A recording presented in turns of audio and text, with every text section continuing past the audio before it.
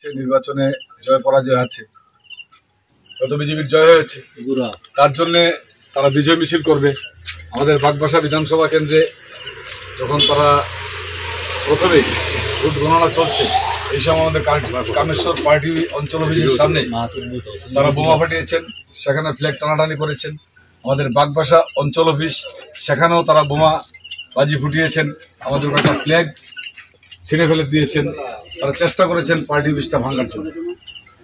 কিছুক্ষণ আগে আমরা পার্টি অফিস বন্ধ করে, ধর্মনগর মহকুমা অফিস বন্ধ করে যখন বাড়িতে গেলাম, খবর পেলাম অফিসটা এইভাবে তছনছ করেছে।